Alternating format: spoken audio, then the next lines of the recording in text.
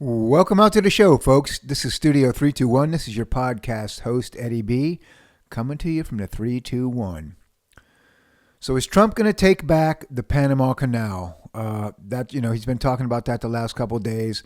This foolish gift that should have never been made, and Panama's promise to us has been broken.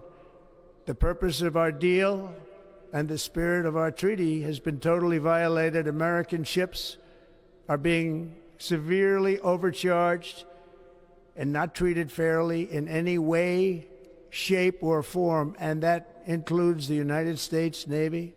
And above all, China is operating the Panama Canal, and we didn't give it to China. We gave it to Panama, and we're taking it back. And when he said that about the Panama Canal, I was kind of shocked because that was a pretty intense moment. So I started doing some research on the canal and how that, the treaty and all that stuff. So I thought what I'd do is bring you a little history on that, and then we'll go into the reason why I don't believe that he's actually planning on taking it back, and I'll get into the reasons for that in a little bit. So anyways, the history of the Panama Canal. The French started building the Panama Canal in 1880. They worked on it from 1880 till 1890. It was plagued with a lot of problems. They had, I think they lost 30,000 people on the project, died from, malaria, yellow fever, accidents, mudslides. It was a total mess. And, if you've ever seen the Panamanian jungle, which I have, I've actually been to the Panama Canal, you'd understand why there were so many problems. But anyways, so they worked on it until 1890. Then they stopped the project. And then the United States picked the project up from France in 1905. We worked on the project until 1915, until it was finished, and at which time it opened. So fast forwarding to, we owned it the whole time, fast forwarding to 1977. There was there was a lot of problems. The Panamanians were protesting the fact that we owned it. It was just creating tension, down in that area. So Jimmy Carter decided that we would sell it back to Panama. So then came the Trejos-Carter Treaty, which we sold it back to them for $1, and it would basically started in 1977, and we would be completely out of that area by 1999. So, basically that's what happened. And then it was turned over back to Panama. They have full control of it in 1999. Now, there were some stipulations that went along with the treaty. Some major things that we wanted, that were involved in that treaty. So one of them happened to do with, being able, because Panama doesn't have an army, so we would be able to defend the Panamanian Canal against foreign adversaries, whether they tried to invade or take control of the area. We had the right to defend it like it was our territory, even though we sold it back to Panama. So that was part of the deal, and that's what I'm going to get back to in a minute. So Panama Canal takes back control. The way that works is they basically rent out the canal to ships to pass through the continent. It's about a 50-mile canal. It goes from east to west.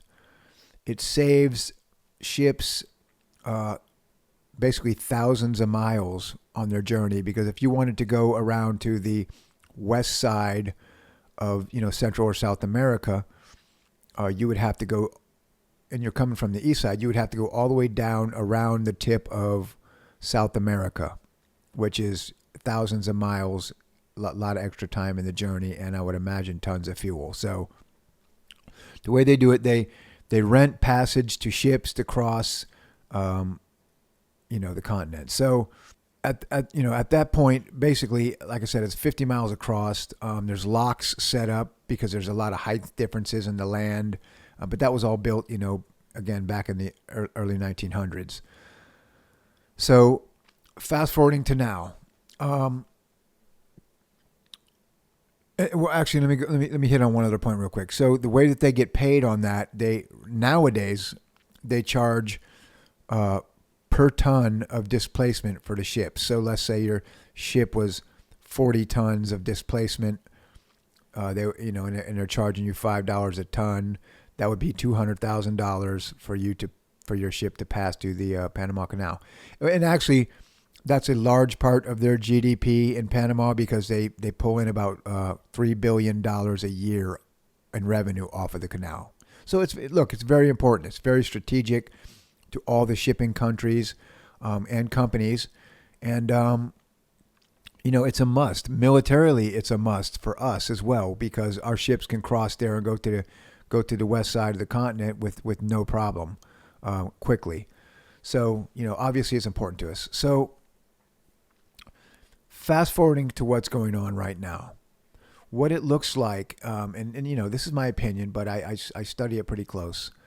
Um, the Chinese have been making our government nervous. They built a port, I believe, down in Brazil, a big port, which I was kind of scratching my head why we even allowed that to happen, even though it's in Brazil. Like it's a little close to our shores, but whatever. And the Chinese have been encroaching on us as much as they possibly can and as much as we possibly allow them to. So Panama denies that China has any influence on the canal. Now, Trump said the other day that basically the Chinese have been running the canal and that we didn't give that canal to China, we gave it back to Panama. So obviously that tells me that our leaders are a little nervous that maybe whether they have control of it now or sometime in the near future, it seems like they're trying to creep in that direction. Okay. So it is my opinion that what Trump is actually doing by saying we're going to go take the canal back, I believe that that's kind of like a shot across the bow to the Panamanian government that they either better divest themselves from any Chinese influence at all, or that we actually, because if not, we will actually go take it back militarily. Now, you could say that's wrong. I don't know the absolute technicalities on that, but I will say in the treaty that they have, the Trejos-Carter Treaty written in 1977, it says the United States has the right to defend its interests at the canal against foreign adversaries. And if you when you read that, that could be interpreted many different ways. Maybe not an invasion type, but maybe economically we can defend ourselves against an economic invasion. So it really does look like what he's done is basically put them on notice that either, hey, you get rid of the Chinese or we're going to come down there and take it back. And if we again, I don't think that's his plan. I think he put it out there for some shock value. You know how Trump does things. He says some crazy stuff up front and gets everybody a little nervous, and then he goes in and tries to make whatever deal he's going to make. That's pretty much classic Trump style. I think that's exactly what he's doing here. But you never know, because if the Panamanian government doesn't want to play ball or concede to what he's asking, Trump, he might go take it back. And I believe, this is again my opinion, that we possibly might have the right to do that, considering that the way that that's written in the treaty about being able to defend against foreign or adversarial countries. I did a little research on, because I know that our military vessels travel through there constantly, back and forth, back and forth.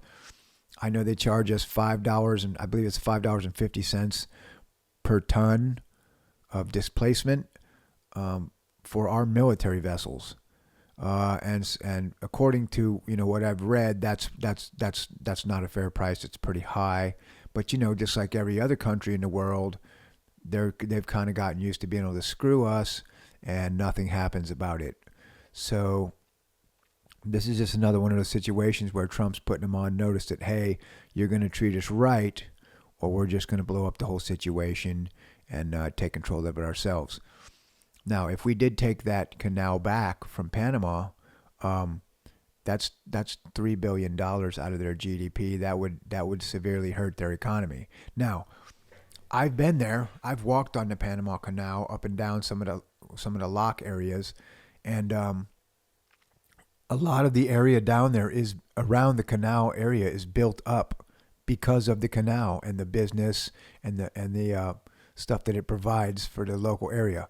So I know without that money going into the Panamanian government from the canal, they'd be in some serious trouble. I'm sure there's a deal to be made here. Again, I think Trump is saber rattling to a certain point, but we do know by his history that he will do what he says he's going to do, and it's going to be very interesting to see how this plays out between him and the government. I have a strong suspicion that somewhere in the next month or two, you're going to hear that we've made a satisfactory deal with them and that they will be keeping control of the canal.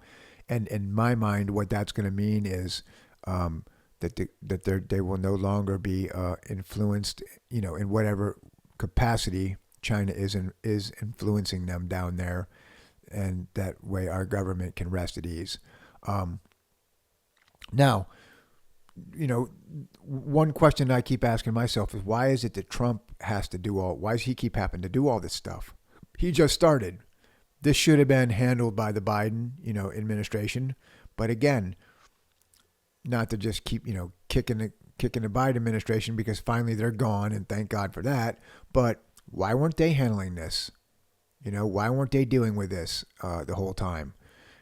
Trump has to come in and somewhat, I guess you could say he's got to be the bad guy. He's going to come in and he's going to start handling business. But I don't understand why some of this stuff wasn't being done already by the Biden administration.